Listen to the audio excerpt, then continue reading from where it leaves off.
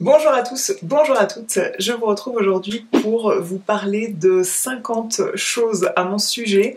Vous avez peut-être été surpris en voyant ce titre-là de vidéo apparaître sur ma chaîne en ce dimanche matin. Pourtant, c'est un thème de vidéo que j'ai déjà publié à 2 reprises sur ma chaîne, il y a de cela 5 ans et 4 ans. J'avais fait à chaque fois 50 choses à mon sujet, donc vous avez déjà 100 fun facts sur moi à vous mettre sous la dent. Sur ma chaîne, je vous mettrai les liens en barre d'informations. Dans le même style, il y a de cela 4 ans, j'avais publié un article sur mon blog avec j'aime, j'aime pas, et j'avais fait une liste énorme de choses que j'aimais, de choses que je n'aimais pas, et encore une fois, c'était le genre de truc qui vous permettait d'en savoir un peu plus sur moi.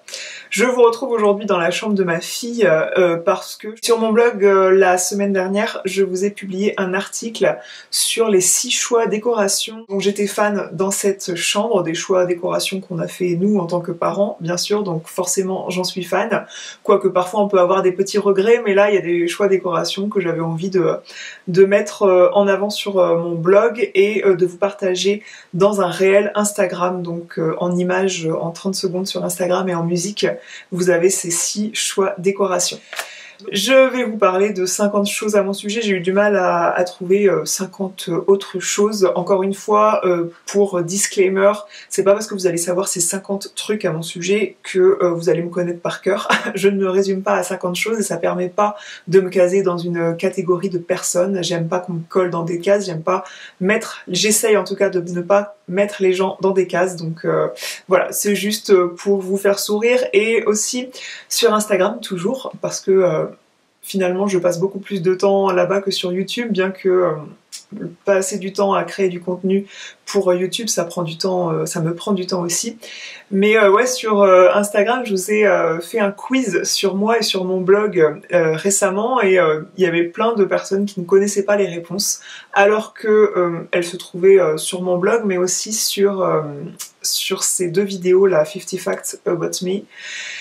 Et voilà, donc là je vais vous en dire encore davantage sur moi, parce que je sais que vous aimez bien en savoir un peu davantage sur les personnes, les blogueurs que vous suivez. La première chose, ça rappelle un petit peu mon côté délicat, mon côté un petit peu qualiticien, hygiène alimentaire que j'ai au fond de moi, la déformation professionnelle. Le premier truc que je voulais dire, c'est que lorsque dans un supermarché au rayon fromage, il y a un petit bol avec des petits cubes de fromage à déguster, ou à la boulangerie où ils sortent un nouveau pain spécial et qu'ils mettent des petits morceaux de pain à déguster, il est hors de question que je mette mes mains là-dedans et que je mange un bout de pain ou de fromage de cette catégorie, parce que la simple idée que tout le monde a mis ses mains dedans, propres ou non, la plupart du temps, et non, dans ce petit bol de pain, ça me répugne. En 2018, j'ai vu Michel Sardou en concert, j'ai offert ça à mon amoureux, et du coup j'assume totalement. C'est un concert qu'on avait vu la même année que Scorpion d'ailleurs, donc Scorpion, ça fait un peu plus rock de dire qu'on a vu Scorpion en concert, mais Michel Sardou, ouais, j'assume totalement. On a une machine à popcorn à la maison, et comme on est des grands gourmands, les fois où on fait du popcorn pour se faire une soirée cinéma ou série télé dans le canapé, on se fait du caramel beurre salé qu'on fait couler sur le bol, sur le saladier de popcorn, et on se déguste ça dans le canapé, c'est une tuerie. Gourmande un jour, gourmande toujours, et amatrice de pâtisserie, autant pour les déguster que pour les faire. Je ne me verrai absolument pas commander un gâteau d'anniversaire pour mes enfants, c'est impensable pour moi de ne pas faire moi-même leur gâteau d'anniversaire. Pour moi, ça fait partie des madeleines de Proust, et j'adore me creuser la tête pour leur faire des trucs un peu originaux au fil des années. Récemment, encore une fois, sur mon blog, je vous ai publié un 2e volet de My Unpopular Opinion, c'est-à-dire mes opinions impopulaires, mes goûts impopulaires, et parmi ceux-ci, je vous ai dit que j'en avais ras-le-bol, j'en pouvais plus de voir les personnes qui se croient de grands humoristes, qui se pensent une grande fibre humoristique, à faire des doublages de chansons et de séries Friends en fait en réel Instagram ou sur TikTok. Ces personnes-là font des séries de 30 secondes où ils se mettent dans des différentes situations toutes à travers toute leur maison. Ça me fait absolument pas rire en fait, et une fois ça va, c'est sympa, mais voilà, il y en a qui se mettent une nouvelle ligne éditoriale dans l'humour comme ça. Les personnes qui sont peut-être depuis récemment ici, ou en tout cas qui me suivaient sur Instagram, ne savaient pas que je m'étais déjà cassé une côte, en tout cas fêlé une côte, et je peux vous assurer que c'est quelque chose qui fait un mal de chien. Et il m'est arrivé effectivement de me fêler une côte à force de tousser lorsque j'étais enceinte de 4 mois et demi, entre 4 mois et demi et 5 mois et demi je crois, de ma fille, de mon deuxième enfant. Du coup j'ai eu une pneumopathie et un épanchement pleural, donc une grippe qui s'est compliquée en pneumopathie, et du coup à force de tousser je me suis fêlé une côte et ça faisait un mal de chien. Autant dans les relations professionnelles que dans les relations personnelles, il y a deux défauts avec lesquels j'ai du mal. C'est l'hypocrisie et la fainéantise. Point suivant, pour mon premier enfant, Pierre, mon grand garçon, maintenant, j'avais peur jusqu'à l'âge de 2 ans qu'il s'étouffe en mangeant quelque chose, donc le passage des purées aux morceaux a été très compliqué, donc évidemment qu'une banane bien mûre, ça me stressait pas plus que ça, mais rien qu'un simple morceau de pain, je crois que je lui ai pas donné un morceau de pain toute seule avant l'âge de presque 2 ans, alors que au deuxième enfant, il y a plein de craintes comme ça qui s'envolent, et peut-être que ma fille aussi était un peu moins glouton dans sa façon de manger, et pour le coup, à 18 mois, il y a longtemps qu'elle avait déjà sucé, mâchouillé un morceau de pain et mangé le quignon de pain dans son entièreté. Depuis très longtemps, et ça s'est accentué depuis que j'ai vu la série que vous savez j'adore. Je ne retrouve même plus le titre, je vous mettrai le lien en barre d'informations.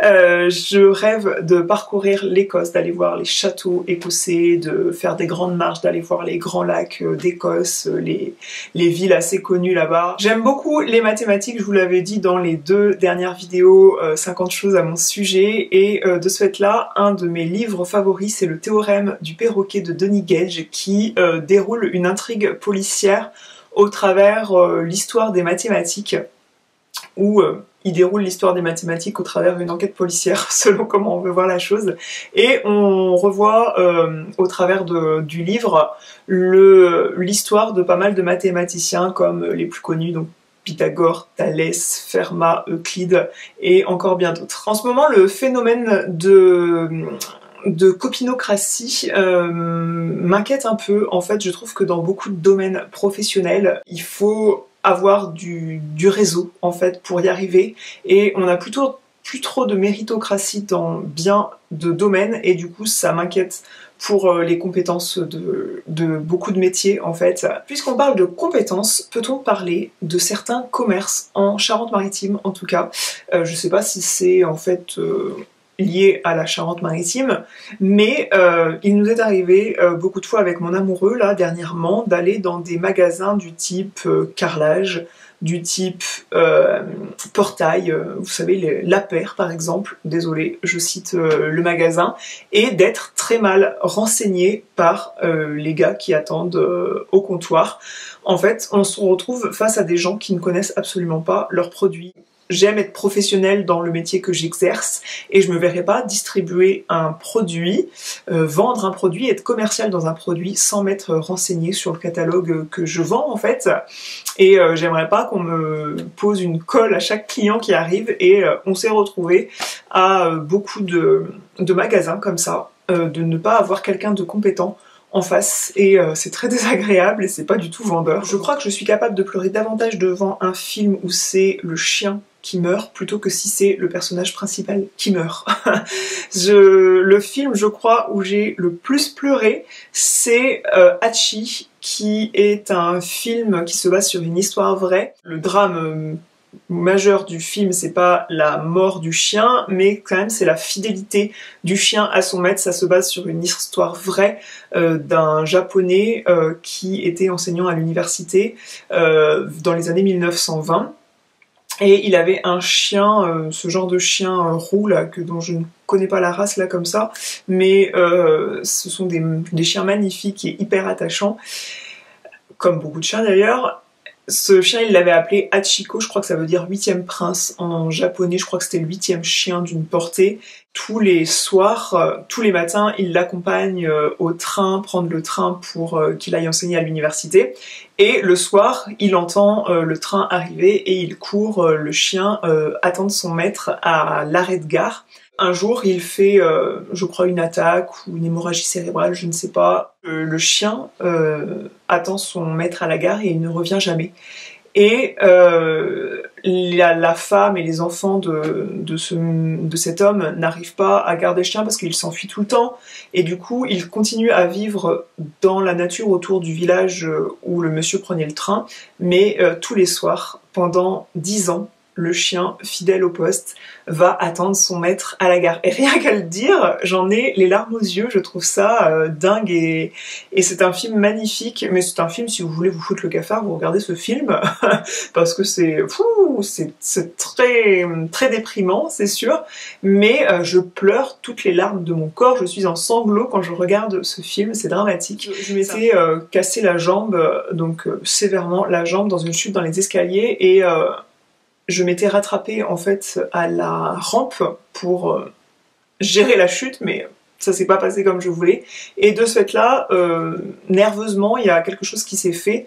J'ai dû faire un électromyogramme et tout ça pour qu'on sache ce qui se passait, mais mon pouce n'a pas bougé pendant 5-6 mois.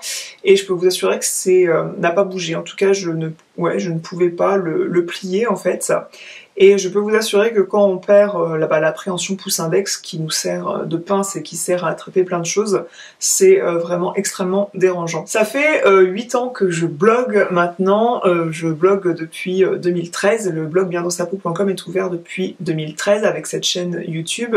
Il y a un gros raté qui m'énerve quand je tombe sur d'anciens contenus vidéo sur cette chaîne, c'est que j'ai été des années je crois pendant 2 ans en fait, à regarder le retour écran quand je parlais et j'imagine à quel point c'était insupportable pour ceux qui regardaient et je m'en rendais même pas compte en fait en faisant le montage que ça pouvait être insupportable. J'avais pas pensé à ça du tout et un jour quelqu'un me l'a dit, je remercie encore cette personne, je sais plus si elle me l'a dit aimablement, gentiment ou pas. Il peut m'arriver de faire des smokey eyes assez prononcés, genre le dernier réel que je vous ai fait avec le maquillage dans les tons roses, c'est quand même assez prononcé, assez coloré et je suis la fille la moins extravagante qui soit capillairement parlant, c'est-à-dire que j'ai pas changé de coiffure depuis depuis 15 ans, je crois, j'ai la même coiffure. Et du coup ça me terrifie un peu, je me dis un jour, faut que je me teigne en rose, c'est pas possible. Et je ne sais pas me coiffer moi-même, c'est-à-dire que je sais très bien faire une tresse collée, une tresse cascade sur une petite fille, sur ma fille, sur une copine, mais sur moi il y a un problème de symétrie là qui se fait pas dans le miroir. Et du coup je suis coiffée pareil depuis 15 ans et ça m'agace et à la fois bon c'est comme ça, qu'est-ce que vous voulez.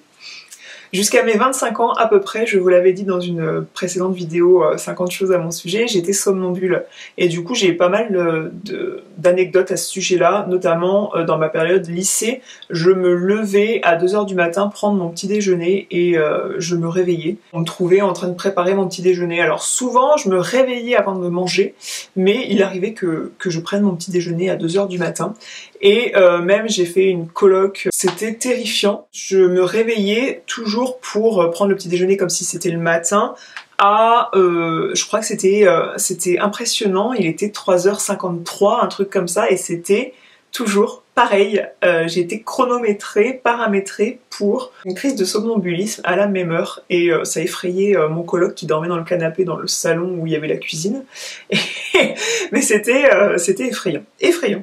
Je suis incapable de sauter un obstacle, pourtant je me suis mis au footing, donc je gagne en côté sportif, ça s'est amélioré de ce côté-là, mais sauter un obstacle, le lever de jambe qu'il faut, l'impulsion qu'il faut pour sauter quelque chose, vaudrait mieux pas que j'ai à fuir une vache qui me courrait après, je sais pas ce qui peut m'arriver en pleine campagne comme ça, ou un chien, je ne sais pas, et même certaines personnes prennent des photos où, vous savez, ils courent sur la plage, ils font un gros saut en hauteur, je ne sais pas comment ils arrivent à sauter si haut, moi je suis incapable de faire ça. Je vous invite souvent à me rejoindre rejoindre sur Instagram parce que en ce moment je kiffe faire les réels sur Instagram. J'ai mis un petit moment à m'y mettre. Je m'éclate aussi parce que sur Instagram, dans les montages vidéo comme ça, on peut mettre la musique qu'on veut, même s'il paraît que dans certains pays la vidéo est bloquée de par les restrictions de droit d'auteur des chansons, mais c'est des pays où ça m'est égal si personne... Il y a personne qui me suit dans ces pays-là en général, c'est presque des pays qu'on connaît pas. Mais ouais, je m'éclate à faire ces montages, à faire les transitions et tout ça. Là, j'en ai plein d'autres en tête avec des transitions de tenue et tout. Et autant à filmer, c'est compliqué, et à monter, c'est un réel plaisir de faire ce contenu-là. Donc ouais, je vous invite à me rejoindre sur Instagram si ça vous intéresse de voir ce contenu-là de ma part. J'adore les crêpes. L'expression dit j'en mangerai sur la tête d'un pouilleux. Moi je dis souvent j'en mangerai sur la tête d'un mort parce que je trouve ça encore pire qu'un pouilleux. Et du coup je pourrais manger des crêpes le matin, le midi en dessert, le soir en dessert. Les crêpes sucrées, j'entends, en plus on peut les fourrer de plein de façons différentes, mais même les crêpes vides le matin, froides, j'adore ça, j'adore ma recette de crêpes personnelle. J'adore les crêpes. Moi j'attends pas la Chandeleur ou Mardi Gras pour manger des crêpes. En parlant de poux, mon fils en première année de petite section maternelle a attrapé des poux. Je m'imaginais pas qu'un garçon pouvait attraper des poux, et du coup j'en avais attrapé moi aussi, et je m'en suis rendu compte à la Toussaint. Donc quand la tête était bien chargée de poux, c'était une catastrophe. Il a fallu 3 jours pour éradiquer les poux sur mon fils et sur moi-même, mais moi après, les jours suivants, je me passais le peigne fin là horrible à m'arracher des cheveux pendant 3 semaines après, tellement j'avais cette hantise des poux. Je gagne de l'argent grâce au travail depuis l'âge de 7-8 ans à peu près, puisque j'avais mon arrière-grand-mère qui habitait quasiment à côté de chez moi quand j'étais petite, et ma sœur avait commencé de faire le ménage le mercredi chez elle, et puis moi j'ai pris aussi la tâche, donc on se relayait une semaine sur 2 avec ma sœur pour faire 1 à 2 heures de ménage chez elle, et elle nous donnait, je crois à l'époque c'était énorme, 100 francs. Et du coup, à notre âge, 100 francs, je sais pas si vous êtes de la même génération que moi, mais 100 francs pour 1 heure de ménage, c'était génial pour nous. Et du coup, avec cet argent, je m'achetais des vêtements moi-même, je me payais des choses moi-même, on achetait les cadeaux de Noël et d'anniversaire à mes parents comme ça, et du coup, j'ai très tôt eu cette notion de travailler pour gagner de l'argent. Ça part en fait de là, du ménage chez mon arrière-grand-mère, qui était une perle, entre parenthèses. Point suivant, vous étiez peu de personnes, je vous ai mis un quiz sur Instagram. À votre avis, quel boulot saisonnier n'ai-je jamais fait? Alors il y avait caissière, cueillette du muguet, serveuse et mise en rayon. Celui que je n'avais jamais fait, c'est caissière, et effectivement, je ne sais plus, je crois que c'est en 2008, je crois, j'ai fait la cueillette du muguet, puisque la région nantaise a pas mal de champs de culture de muguet pour le 1er mai, et une semaine avant a lieu la récolte du muguet. Moi j'étais dans une période de vacances de révision, en fait il y avait une semaine sans cours de révision, et malgré toutes les révisions qu'on avait sur le dos, avec un copain, on a postulé pour faire la cueillette du muguet, et mine de rien c'est hyper fatigant puisqu'il faut être accroupi voire penché pour ramasser, cueillir les fleurs, et je me souviens qu'il fallait faire des caisses en fait de 20 bouquets de 25 brins. Alors mine de rien il fallait toujours être concentré pour compter ces petits brins de muguet et ne pas les abîmer, cueillir bien, et varier les postures pour pas se taper des tendinites, enfin des mal au dos, etc. Et j'ai un bon souvenir de ça puisque j'avais fait ça avec un copain extraordinaire, vraiment très sympathique, et du coup j'ai un bon souvenir de ça. J'adore les vêtements homeware, j'aime pas traîner en pyjama chez moi, mais j'aime encore plus depuis le confinement, mais je crois que le confinement n'a fait que révéler la chose puisque ça fait longtemps que je travaille de chez moi. Moi je trouve ça très adapté d'avoir pour mon cas personnel, des vêtements décontractés pour rester à la maison tout en étant habillé et pas être en pyjama, et ne pas avoir par exemple un jean qui vous cisaille la taille quand vous êtes assis. Autre job que j'ai déjà pratiqué, j'ai déjà donné des cours dans une boîte qui fait du soutien scolaire, donc des cours à des enfants de collège, enfin primaire, collège, lycée. Et l'une d'entre elles, une gamine en 4e ou enfin en 3e, a dit qu'elle préférait de changer de professeur parce qu'elle comprenait rien quand je lui expliquais. Alors je le dis parce que bah, les autres c'est pas arrivé, mais comme quoi le feeling ne passe pas avec tout le monde, et cet enfant-là, bah, je dis donc je l'avais un petit peu mal pris, et voilà, comme quoi le courant ne passe pas avec tout le monde, et comme quoi, si votre enfant a des difficultés aussi, c'est peut-être que le prof ne convient pas toujours, et faut peut-être piocher le soutien scolaire, non pas là où elle a déjà des cours à l'école, mais ailleurs. Il y a 5 ans, dans la vidéo 50 choses à mon sujet, je l'ai réécouté, donc je m'en souvenais pas, mais je vous avais dit que j'adorais collectionner les petits carnets, grands carreaux, petits carreaux, de différents formats, différents esthétiques, et ça c'est complètement plus vrai depuis bien 3 ans, puisque depuis 4 ans, je crois, même 4 ans, j'ai un bullet journal, donc cette année j'ai pris un Lunchstrom, mais je n'ai plus de plein de petits carnets, je mets toutes mes notes là-dedans. Il y a 5 ans, j'avais entendu, je crois que c'était Lisa Eldridge, dire que elle faisait des masques tous les jours, et elle a une peau magnifique, elle maquille très bien, elle se maquille très bien, et du coup je m'étais mis moi aussi à faire un masque visage tous les jours. Alors je dis ça, j'avais peut-être mon fils seulement en enfant, maintenant j'aurais absolument pas le temps. En tout cas, je prends pas le temps de faire ça tous les jours, et parce que j'avais mon premier enfant était exceptionnel niveau calme, niveau sommeil, etc. Donc j'avais le temps de faire plein de choses. Depuis que j'ai ma fille, j'ai chopé plein de rides et des cheveux blancs, ma petite chouchoute. Mais oui, effectivement, il y a eu une période où je faisais des masques visage tous les jours, et ça change la donne. J'ai toujours très envie d'écrire un livre, une fiction en fait, un roman pour adultes ou jeunes adultes, et je vous avais déjà marqué ça dans ma bucket list, 50 choses que j'aimerais faire avant de mourir. Il y a pas mal de choses qui ont été exaucées, je crois, dans cette bucket list. Faudrait que je la relise d'ailleurs, ça serait rigolo. Et j'aimerais beaucoup aussi participer à la rédaction d'un livre pour enfants. J'adore l'émission Top Chef et les autres émissions culinaires professionnelles, donc Masterchef c'était pas mal quand même niveau amateur aussi. Bah, j'aime bien le meilleur pâtissier niveau amateur, mais il y avait aussi l'émission pâtisserie professionnelle qui était chouette. Point suivant, en relation avec les émissions télé, je peux dire sans complexe que je passe un super moment à regarder L'amour est dans le pré. Depuis quelques années, j'ai pas regardé au tout début de l'émission, mais ouais, j'avoue qu'il y a un petit côté moqueur et voyeuriste dans cette émission, mais franchement c'est assez distrayant à regarder. Je suis une toxico des hormones de grossesse. Tout simplement, quand je suis enceinte, je crois que je me suis jamais sentie aussi bien dans ma tête et dans mon corps, dans ma vie. J'adore passer des entretiens d'embauche. Je suis toujours très curieuse de voir sur qui je vais tomber, comment la personne va me traiter. Il y a cet aspect en fait psychologique dans l'entretien d'embauche que je trouve passionnant. Si j'avais vraiment que ça à foutre, je serais capable de temps en temps de postuler à des offres en faisant enfin rien que pour accéder à l'entretien d'embauche et passer l'entretien d'embauche pour me marrer.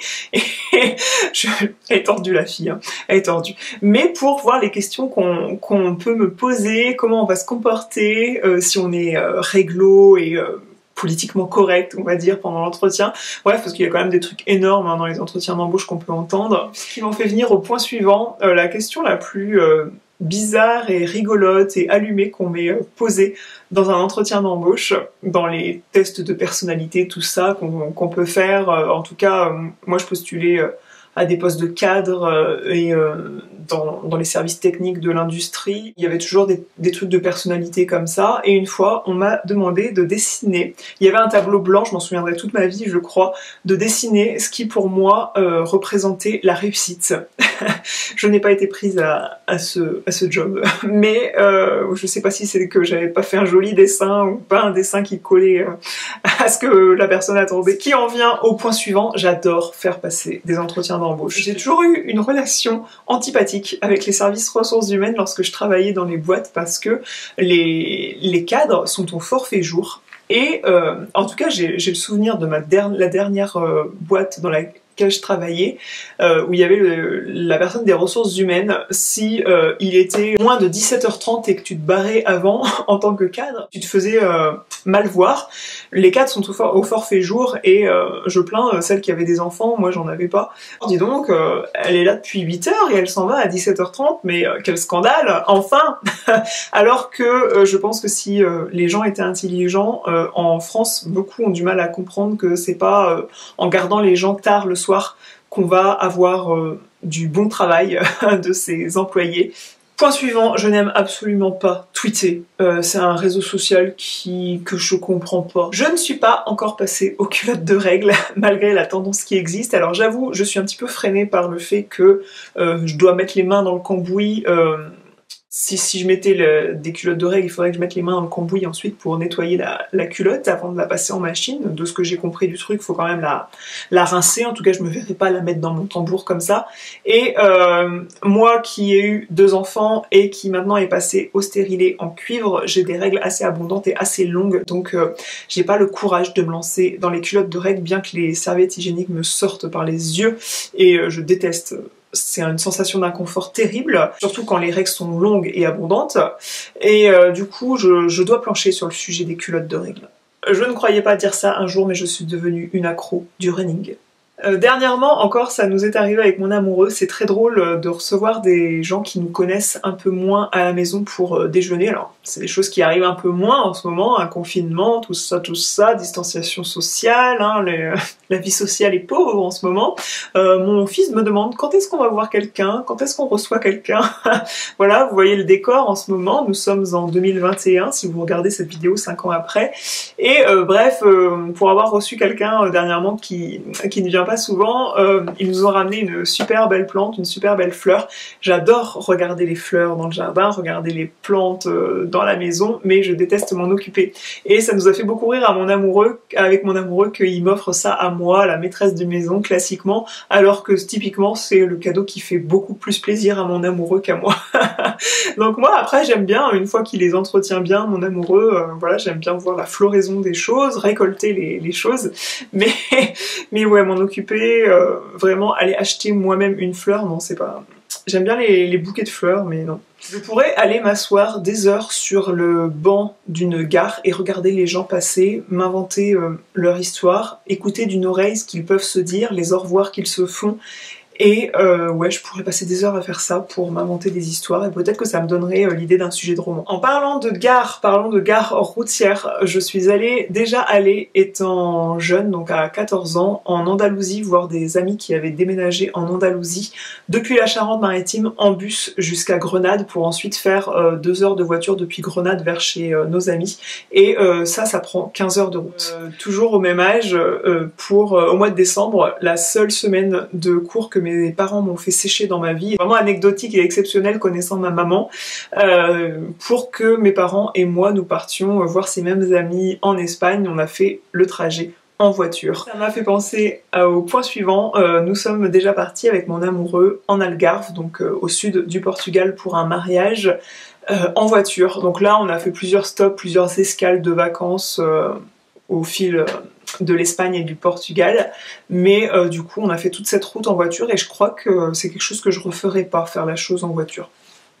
Et en plus on avait mon fils. J'ai une étrange manie de laisser quelques gouttes de café dans le fond de ma tasse, donc je bois des expressos sans sucre, sans lait, sans rien. Je laisse toujours quelques gouttes, alors je bois mon café entier, hein, pas de souci, mais mon amoureux, lui, quand il boit son café, vous retournez sa tasse, ensuite elle est sèche. Moi, il y a toujours 3-4 gouttes, ce qui fait que si vous faites tomber la tasse, il y aura toujours 3-4 gouttes qui couleront dans le plateau. Mais soignez mes ongles de pied, la pédicure, là, soigner les ongles de pied pour ensuite appliquer le vernis proprement, c'est quelque chose qui me rebute. Pour la petite anecdote de service en restauration, j'avais appris à tenir un plateau quand on sert des boissons en restauration.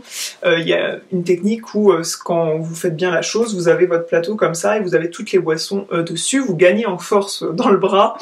Et par contre, le coup à ne pas faire, c'est d'enlever en tant que client le verre du plateau de la serveuse ou du serveur parce que ça va déséquilibrer le plateau. Et moi ça m'est déjà arrivé, il y avait tout un banquet, c'était un restaurant, c'était pas un bar, mais j'avais plein de coupes, plein de flûtes du cocktail qui était prévu et du coup Plein de personnes sont arrivées sur moi en même temps pour soi-disant m'aider parce qu'ils voyaient mon plateau chargé et ils ont enlevé plusieurs verres en même temps du plateau, ce qui fait que ça m'a totalement déséquilibré, alors que si vous regardez un serveur, quand il sert, il déséquilibre son plateau d'une certaine façon pour servir la table, les tables, il a un ordre particulier pour ne pas avoir le plateau, le poids des verres d'un côté ou de l'autre.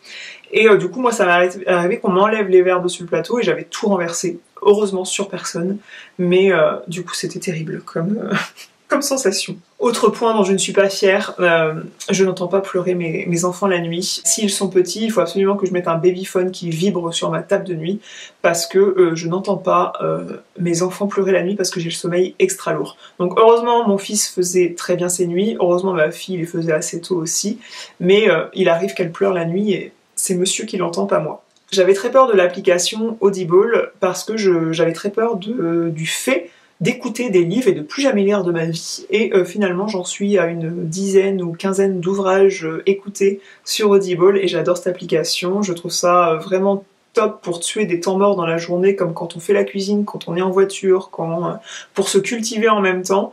Moi, j'écoute pas forcément des romans, mais des livres plus théoriques. Autre point que vous ne savez peut-être pas ou que vous avez peut-être décelé par quelques photos où on aperçoit mes enfants, que ce soit de dos ou seulement un œil, mes enfants me ressemblent pas de façon très nette en fait, et quand on voit le père, tout le monde dit ah, mais c'est le portrait du papa. Voilà, nous on les porte pendant 9 mois, on a le ventre, tout ça, les maux de grossesse, et ils ressemblent trait pour trait au papa.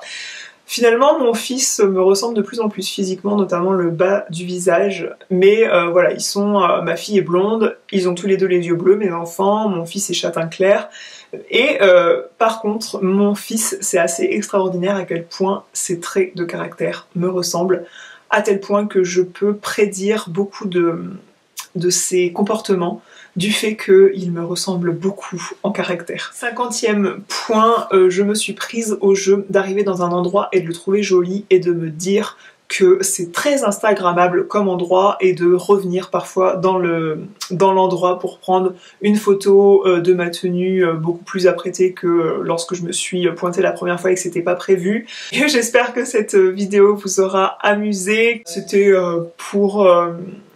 pour ne pas trop se prendre au sérieux comme j'ai l'habitude de faire sur cette chaîne et sur mon blog. J'espère que vous en aurez appris un peu davantage sur moi. Si vous n'avez pas vu les 2 précédentes vidéos, je vous invite à les voir. N'hésitez pas à me dire des trucs à votre sujet, ça me ferait plaisir de vous lire et de voir que je suis pas la seule starbée sur certains points. Je vous fais des gros bisous, je vous rejoins dans la zone de commentaires. N'hésitez pas à vous abonner à cette chaîne YouTube pour soutenir le contenu que je peux produire ici.